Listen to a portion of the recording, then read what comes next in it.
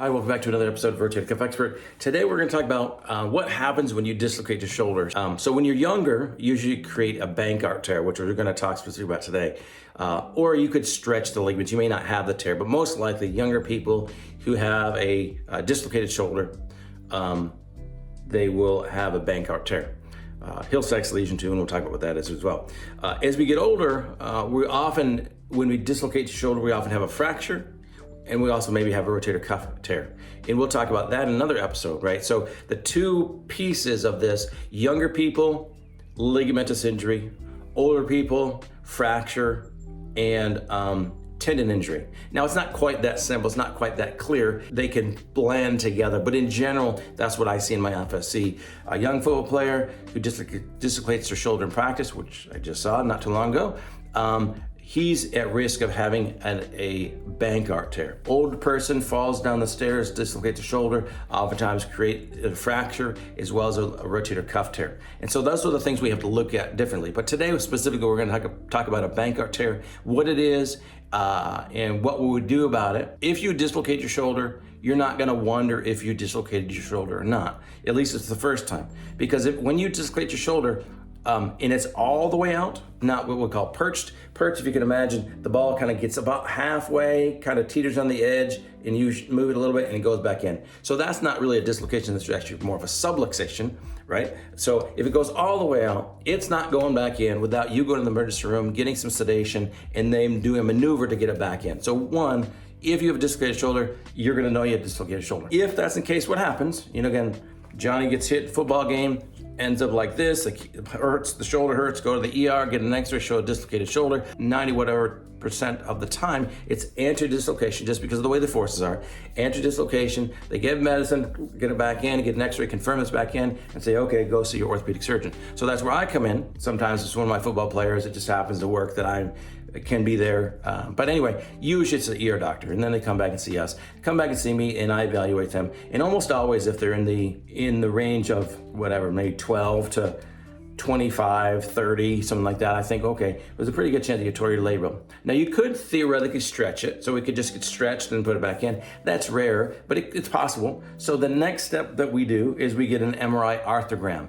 MRI, right, the special magnet, that's what the M stands for, causes certain molecules to spin a little bit differently, and it creates images. That's what MRI is. And so MRI arthrogram, what you do, put a little dye in the shoulder before the MRI so we can see the labrum better. So once we get the MRI arthrogram, we come back. If the MRI arthrogram shows this, so this is the front of your shoulder, this is the back of your shoulder, this is your biceps pulling on that, this is the Bankart tear, from the anterior tear of the labrum. So front, back, anterior tear of the labrum, it can go from the biceps attachment all the way down to here. We can even have modifications where it's actually a full circle, can extend back up into this area, which we call a slap tear, if you remember that. So this is the front tear.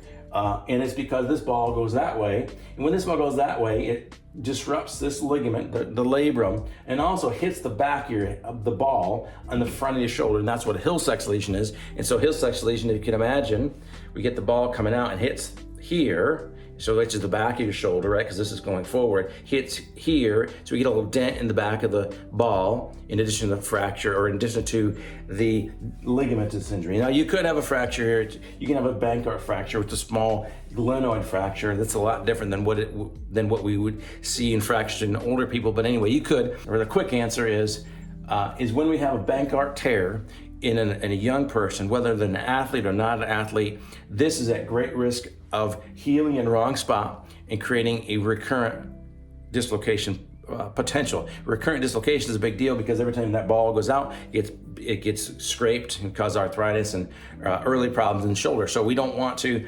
if we have a dislocation, we see that Bankart tear, then almost all of us, if there's no reason not to, would consider fixing it. So how would we fix it? Well, we fix it by anchors. We talked about anchors a few weeks ago. These anchors are usually bioabsorbable, so they're not metal. They're anchors that would go in maybe 3 places, right? 1, 2, 3.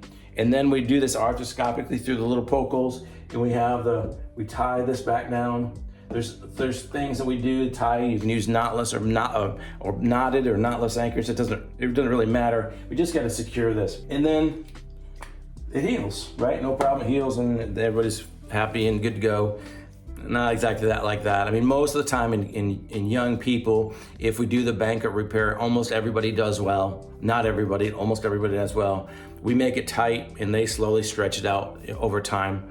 The biggest difference between having a rotator cuff repair and a Bankart repair is the kind of rehab and the time after rehab that we say you can do whatever you want to. In a rotator cuff repair, we maybe give a few days of rest, but then we are getting back there, trying to get the motion back passively first and then actively. We want to get the motion back because we know that people who have rotator cuff tears and then repairs are at increased risk of stiffness. So we want to make sure we get that stiffness prevented, or we address the stiffness early so it doesn't get too severe. With the Bankart, it's the opposite. We wanted to get stiff. We wanted to scar in the front of your shoulder so it's not loose again.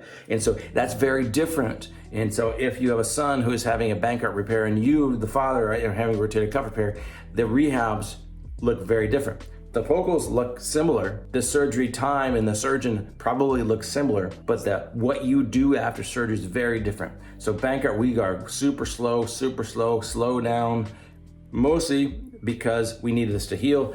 Also because we know that these are younger patients and they may not comply quite as well. And their pain won't be as bad as a rotator cuff just because of the way young people are.